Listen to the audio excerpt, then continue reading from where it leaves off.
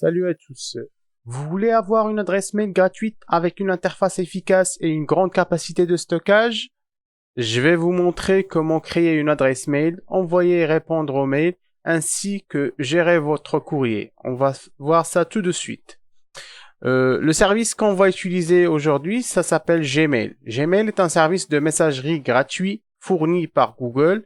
Gmail est comme n'importe quel autre service de messagerie électronique. Vous pouvez envoyer et recevoir des courriers, bloquer les messages indésirables, créer un carnet d'adresses et effectuer d'autres tâches de base de votre courrier. On va tout de suite voir Gmail. Tout d'abord, on se rend sur le site gmail.com, comme ça. On va taper sur Entrée. Après, nous aurons cette page-là. Donc, ce qu'on va faire, on va créer un compte. Donc, on va cliquer ici. Il va nous donner deux choix, soit pour moi, soit pour gérer mon entreprise. Pour le but de cette vidéo, on va choisir pour moi. Donc, le formulaire d'inscription apparaîtra. Donc, on va remplir les informations requises. Donc, pour le nom. Et ici, il nous demande le nom d'utilisateur. Le nom d'utilisateur, ça sera notre adresse mail. Donc, je vais faire comme ça. Ça sera mon adresse mail, johncoudo, le chiffre 12, @gmail.com. Donc, je vais le noter quelque part pour ne pas l'oublier. Ici, je vais mettre le mot de passe. Pour le mot de passe, il faut utiliser des caractères et des chiffres. Et il faut que ça dépasse les 8 caractères. Des lettres et des chiffres, pardon. Donc, je vais cliquer sur suivant. Donc, il n'a pas accepté le mot de passe. Je vais mettre un nouveau mot de passe.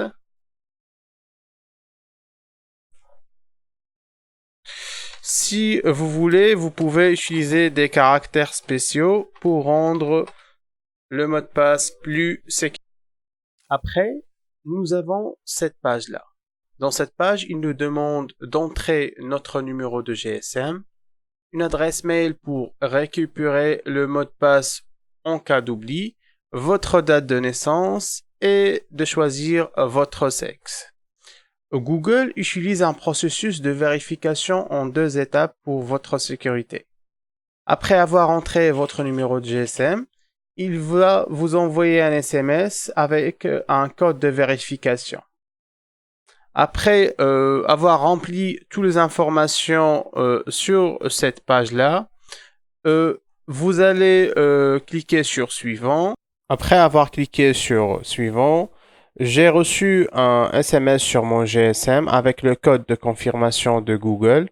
Donc, je viens de l'entrer et je clique sur Valider, comme vous voyez. Cette page apparaîtra où il vous demande si vous voulez utiliser pleinement votre numéro de téléphone. Il y a certaines fonctionnalités. Donc, je vais faire oui, j'accepte. Après, il vous donne cette page pour définir les conditions d'utilisation. J'accepte les conditions. Donc maintenant, il est en train de créer votre adresse mail.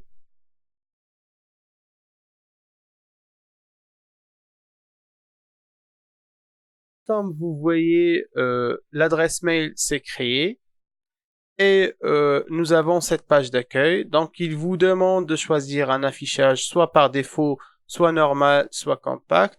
Donc, je vais laisser l'affichage par défaut et je vais faire OK. Donc, il y a déjà un mail de bienvenue. Il peut arriver que vous souhaitiez apporter des modifications à l'apparence ou au comportement de Gmail. Par exemple, vous pouvez créer une signature ou une réponse d'annulation, modifier vos étiquettes ou changer le thème. Ces ajustements peuvent être effectués à partir de vos paramètres de messagerie. Pour accéder à votre paramètre de messagerie, cliquez sur cette icône de vitesse. Comme vous voyez, paramètre apparaît.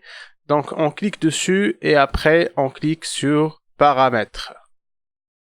À partir de là, vous pouvez cliquer sur l'une des catégories suivantes en haut pour modifier les paramètres souhaités.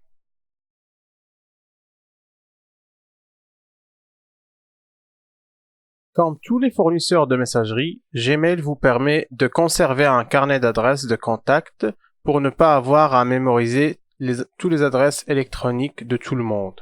Vous pouvez également ajouter d'autres coordonnées comme les numéros de téléphone, les anniversaires et les adresses physiques. On va voir comment ajouter une adresse email ou un contact. Donc ce qu'on va faire, on va aller sur cette icône pour ouvrir les applications Google. Nous allons cliquer sur Contact. Une page s'ouvrira. Pour ajouter un nouveau contact, on va cliquer sur ce bouton tout en haut à gauche pour créer un contact. Cette page s'ouvre pour entrer les informations concernant ce contact. Donc le prénom, on va faire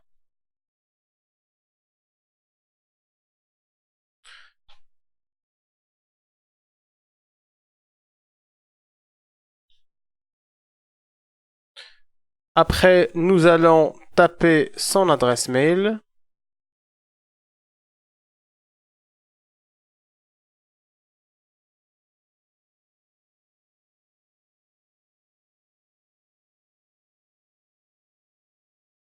On peut aussi choisir une image pour notre contact, ça reste un choix personnel.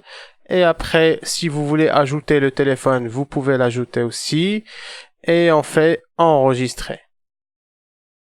Donc, nous allons fermer cette fenêtre. Comme vous voyez, j'ai déjà 2 contacts parmi ma liste de contacts. Pour modifier un contact, on va sur le contact qu'on veut modifier et on clique sur ce petit crayon tout au fond à droite. On clique sur ce petit crayon. Les informations personnelles et enregistrées par rapport à ce contact apparaissent et on peut modifier ce qu'on veut sur cette page. Après avoir fait les modifications souhaitées, nous cliquons sur enregistrer. Vous voyez ici que c'est grisé, c'est parce que j'ai fait aucune modification. Donc je vais annuler parce que je ne vais pas modifier ce contact et je ferme. Par défaut, lorsque vous envoyez un mail à une nouvelle adresse, Gmail ajoute l'adresse à vos contacts. Vous pouvez ensuite vous rendre dans vos contacts pour modifier les informations de la personne selon vos besoins. Vous avez peut-être déjà une liste de contacts à partir d'une autre adresse mail. Et ce serait beaucoup de travail de saisir à nouveau toutes ces informations manuellement. Gmail vous permet d'importer vos contacts à partir d'un autre compte de messagerie. Et vous pouvez même importer tous vos messages à partir de ce compte. Plusieurs fournisseurs de messagerie sont supportés, dont Yahoo, Hotmail et AOL. Pour importer une nouvelle adresse ou des contacts d'une ancienne adresse, nous allons revenir d'abord sur Gmail. On clique comme on a fait tout à l'heure et après on va appuyer sur la petite roue pour entrer dans les paramètres. Après, nous allons cliquer sur compte et importation. Ici, nous allons pouvoir importer le courrier et le contact. On va cliquer sur celle-là. Donc, il nous demande d'entrer l'adresse mail. Donc, on va entrer l'ancienne adresse mail et on va continuer. Après, on va suivre les étapes pour importer tous nos contacts et nos informations qui sont stockées sur notre ancienne adresse mail. Maintenant que vous avez créé un compte Gmail, vous pouvez commencer à envoyer des messages électroniques. La rédaction d'un courriel peut être aussi simple que la saisie d'un message. Dans cette leçon, je vous montrerai comment composer un courriel, ajouter une pièce jointe et créer une signature qui apparaîtra sur tous vos messages que vous allez envoyer. Lorsque vous écrivez un courriel, vous utilisez la fenêtre de composition. C'est ici que vous ajouterez l'adresse mail du destinataire, l'objet et le corps du message. Vous pourrez également ajouter les différents types de formatage de texte, ainsi qu'une ou plusieurs pièces jointes si vous le souhaitez. Vous pouvez même créer une signature qui sera ajoutée à la fin de chaque email que vous envoyez. Donc, pour écrire un nouveau mail, nous allons aller sur le menu de gauche et nous allons cliquer sur le bouton Nouveau message qui se trouve sur l'onglet de gauche. Après, cette fenêtre apparaîtra. Dans cette fenêtre, nous avons plusieurs éléments. Donc ici, où il y a à côté de la lettre A, nous allons entrer le destinataire. Donc, soit nous tapons une adresse mail complète, soit nous pouvons aussi cliquer sur le A pour afficher les contacts que nous avons parmi notre liste de contacts. On choisit le contact à qui nous voulons envoyer et nous cliquons sur Insérer. Comme vous voyez, nous avons pu insérer le destinataire, le premier destinataire qui est Nathalie. Ici, nous avons l'objet de notre message. Ceci est un test.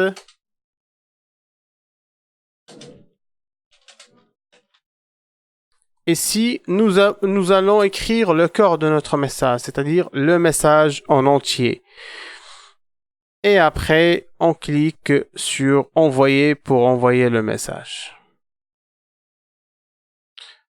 Après, nous allons voir comment ajouter des pièces jointes. Une pièce jointe est tout simplement un fichier, comme une image ou un document, qui est envoyé avec votre courriel. Par exemple, si vous postulez à un emploi, vous pouvez envoyer votre curriculum vitae en pièce jointe.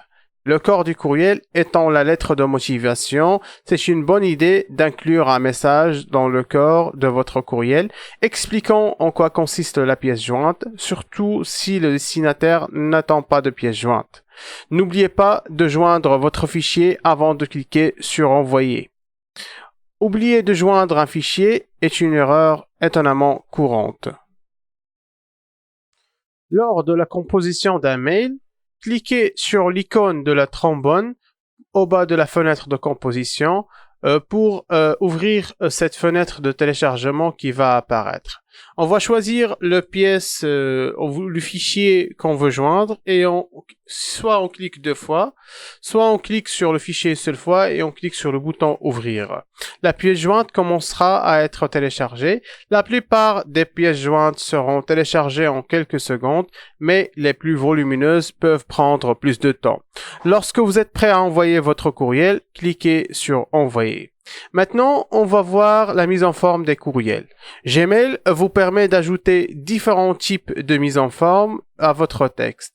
Cliquez sur le bouton de la mise en forme en bas de la fenêtre de composition pour voir les différentes options de mise en forme. Comme vous voyez, ici, il y a plusieurs mises en forme. On va sélectionner par exemple notre texte et on va le mettre en gras. Après, on va choisir la taille, on va faire très grande. Comme vous voyez, le texte a changé de taille. On va le mettre en italique, en souligné. Et après, on va choisir la couleur du texte. Par exemple, on va choisir le bleu. Comme vous voyez, notre texte est devenu bleu.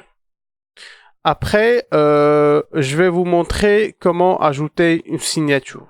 Une signature est un bloc de texte facultatif qui apparaît après chaque courriel que vous envoyez. Par défaut, Gmail n'inclut pas de signature, mais il est facile d'en créer une. Il comprendra généralement votre nom et vos coordonnées, comme votre numéro de téléphone ou votre adresse électronique.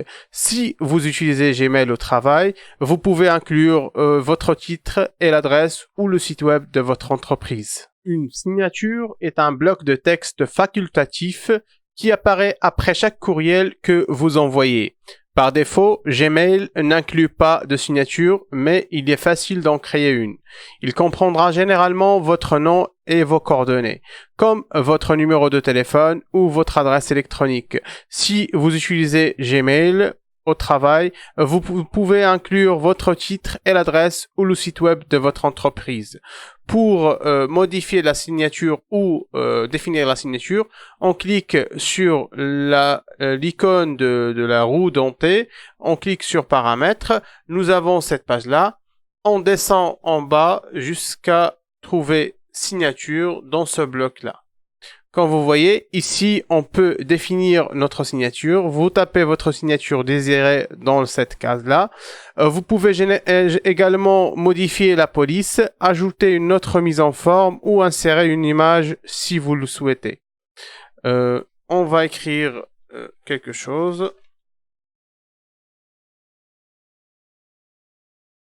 Après, on défile vers le bas et on clique sur enregistrer les modifications. Votre signature doit être bref.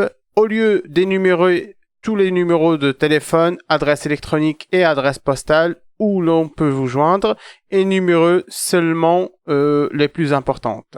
Gardez à l'esprit que votre signature sera vue par de nombreuses personnes différentes, de sorte que vous ne voudrez peut-être pas inclure votre adresse personnelle ou quoi que ce soit de trop personnel.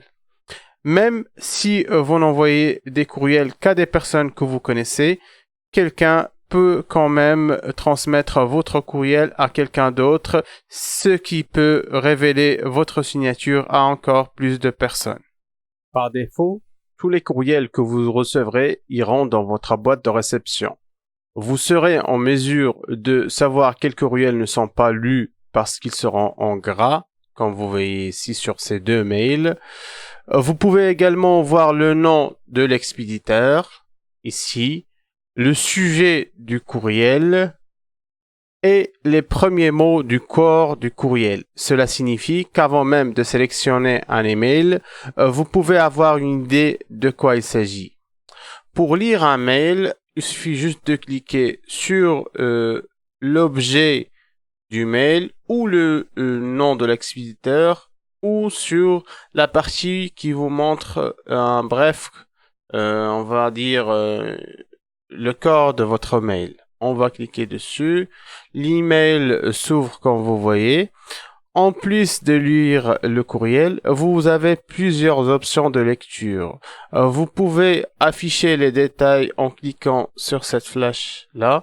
Vous avez le nom de l'expéditeur du courriel, son email, la personne à qui il a été envoyé. Dans notre cas, ça a été envoyé juste à moi. La date où vous avez reçu le mail, l'objet du mail, envoyé par qui et signé par qui. Vous pouvez aussi cliquer sur cette étoile à côté du nom de l'expéditeur pour vous rappeler de lire le courriel plus tard. Parfois, vous recevez des courriels contenant des pièces jointes.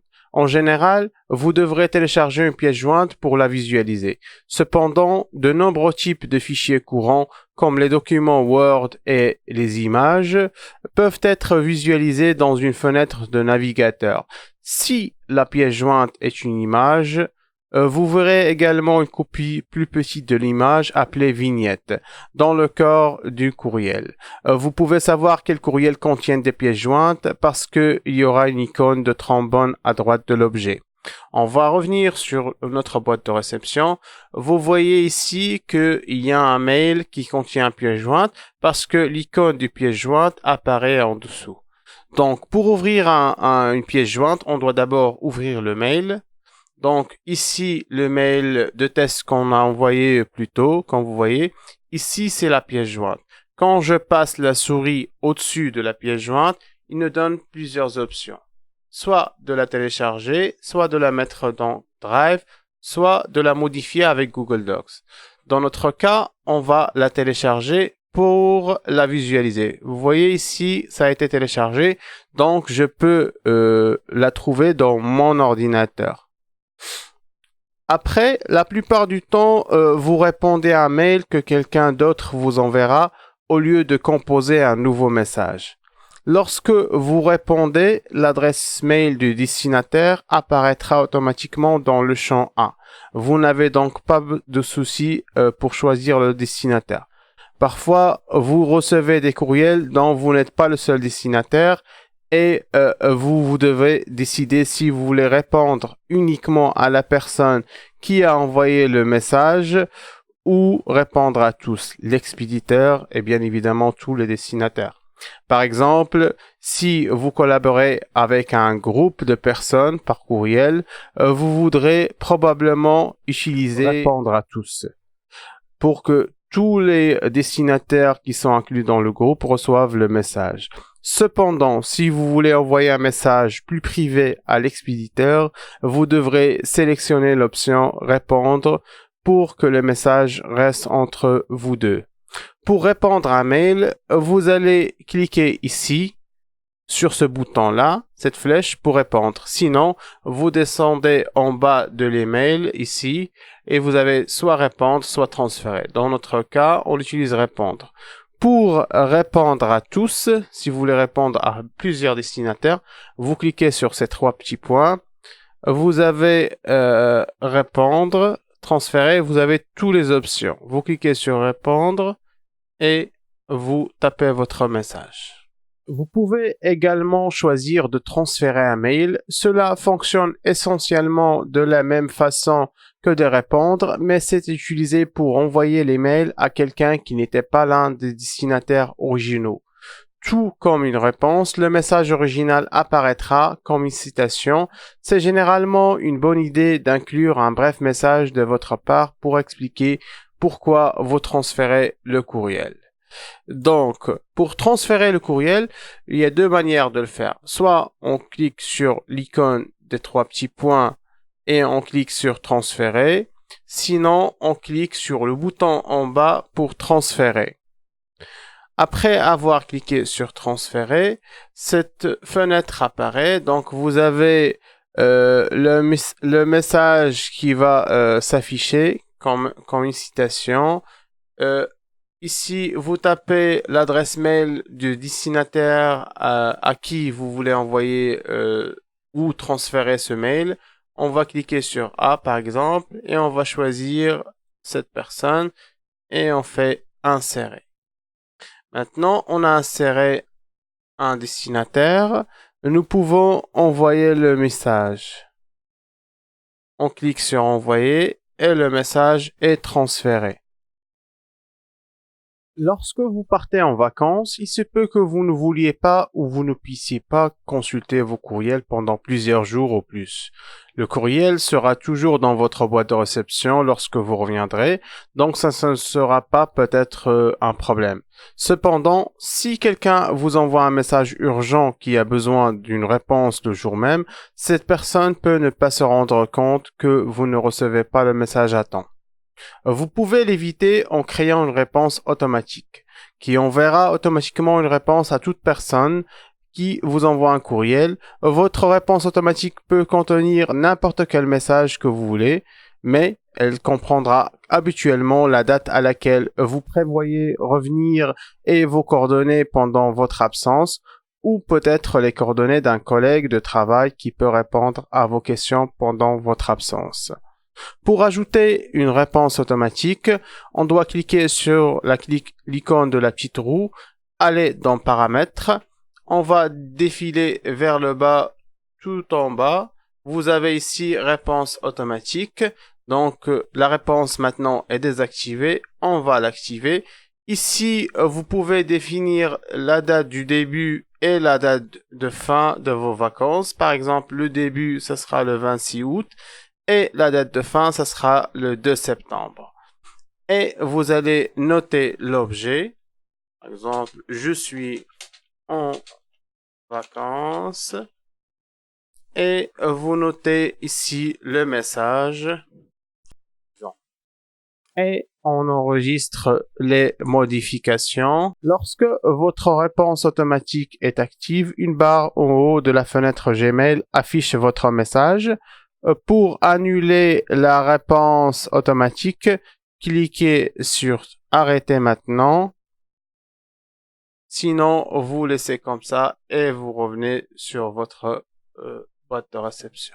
Quand vous utilisez de plus en plus le courrier électronique, votre boîte de réception peut devenir encombrée d'anciens messages. Il est important de garder votre boîte de réception bien organisée pour que vous puissiez trouver les messages quand vous en avez besoin.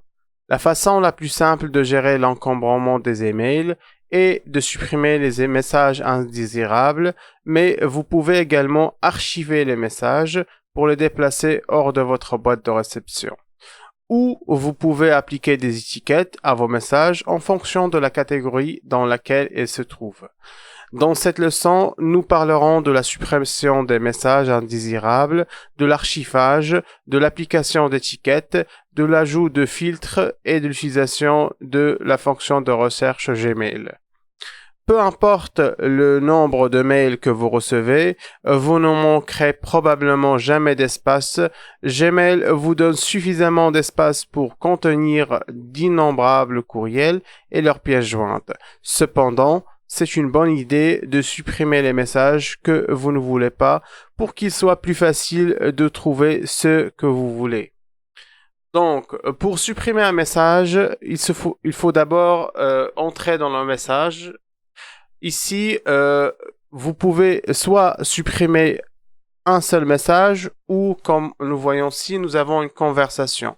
Vous pouvez soit supprimer toute la conversation, soit un message dans la conversation. Donc, pour supprimer tout le message, on clique sur supprimer ici sur l'icône tout en haut. Sinon, pour supprimer un message dans la conversation, on clique sur les trois petits points à côté du message et on clique sur supprimer ce message, comme vous voyez ici. On peut le faire pour les trois messages. Ici aussi, supprimer ce message. Et comme vous voyez, le message a été supprimé.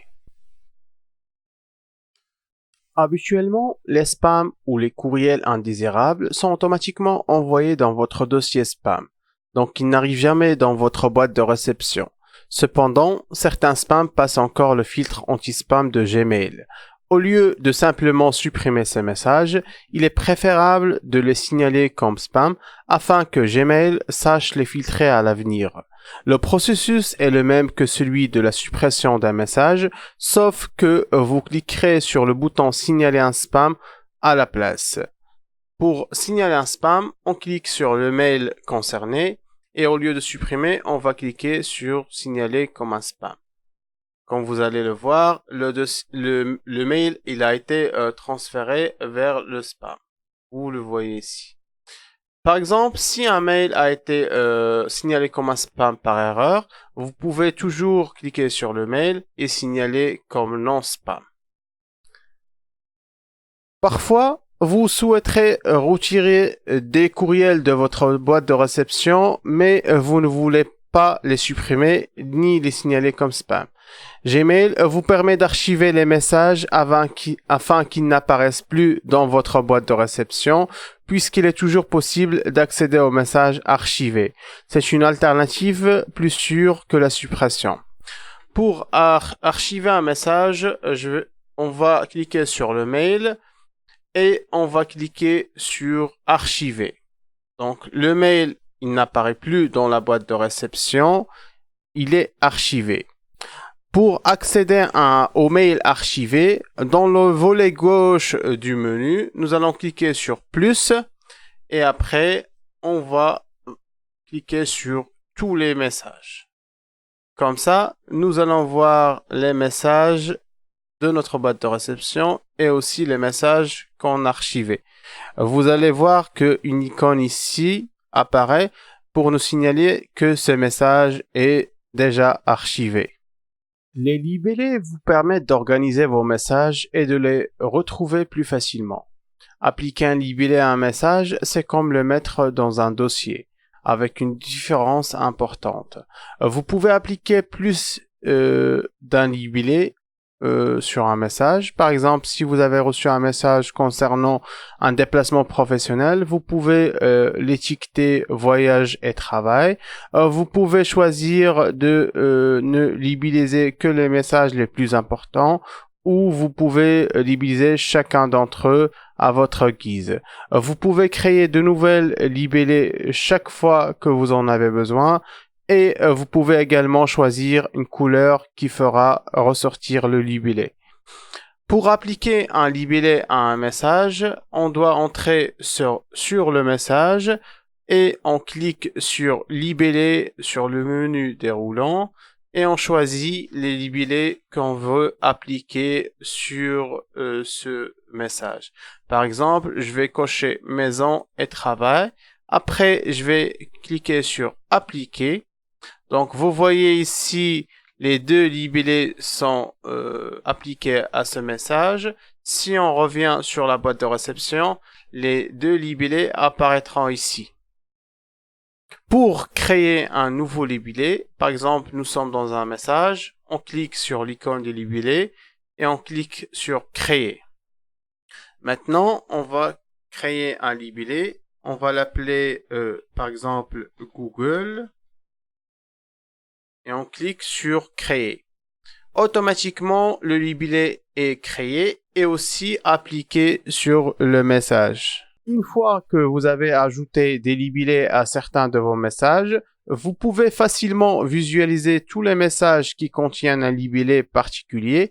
C'est là que tout le temps passé à libelliser ces messages porte ses fruits.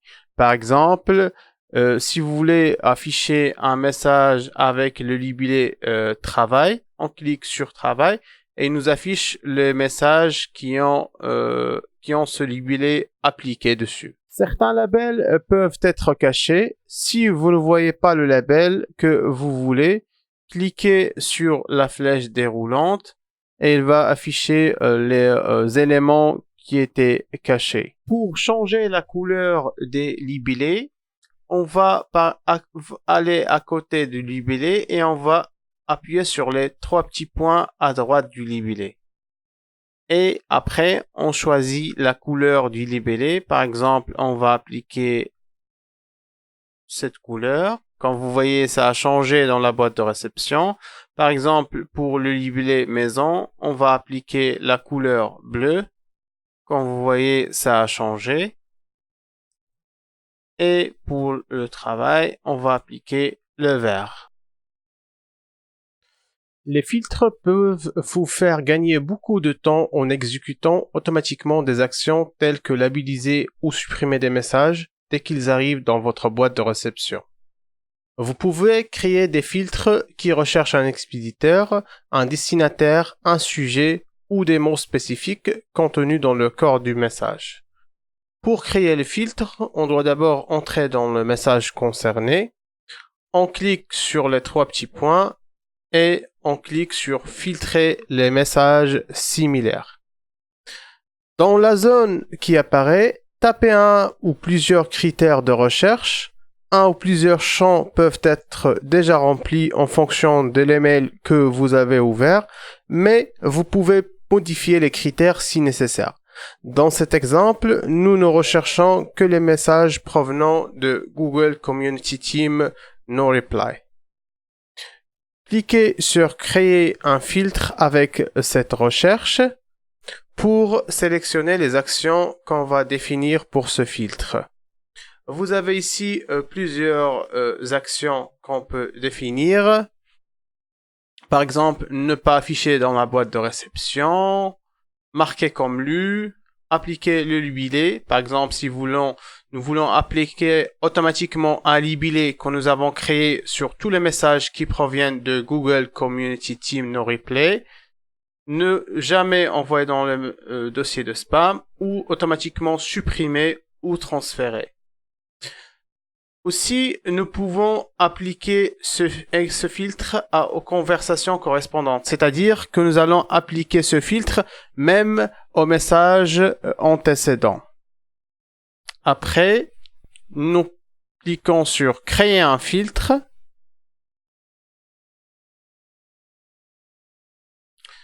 Donc, j'ai déjà choisi une action. Je vais appliquer Google et je clique sur filtre. Vous voyez, maintenant le filtre est déjà créé. Pour modifier ou supprimer un filtre, nous allons cliquer sur l'icône pour entrer dans les paramètres. Après, nous cliquons sur filtre et adresse bloquée. Nous voyons aussi le filtre qu'on a créé. Donc, on coche le filtre qu'on a créé. on peut le supprimer ou ici, on peut le modifier si on veut. Donc, comme vous voyez, nous avons la même fenêtre qu'au moment où nous avons créé le filtre. Je vais laisser comme ça. Donc, je vais annuler l'action et je reviens sur ma boîte de réception. Maintenant, je vais vous parler de la fonction de recherche des mails qui vous permet d'effectuer une recherche Google dans votre mail. Cela signifie que vous pouvez trouver n'importe quel message, qu'il soit nouveau ou ancien. Il recherche chaque partie du message de sorte que vous pouvez trouver un message même si vous ne vous souvenez pas de qui l'a envoyé ou si vous ne l'avez jamais labellisé. Pour rechercher un message, nous cliquons sur cette barre tout en haut et par exemple, je tape Google. Donc, il me sort le message qui provient de destinataire Google. Je clique dessus et voilà le message. Comme vous voyez, il y a le mot Google qui est coloré. Vous voyez? Donc, il cherche même à l'intérieur du message, dans le corps du message. Merci d'avoir suivi cette vidéo. N'hésitez pas à liker la vidéo si vous a plu et vous abonner sur la chaîne si vous voulez plus de vidéos éducatives. Je vous remercie et je vous dis à la prochaine. Ciao, ciao.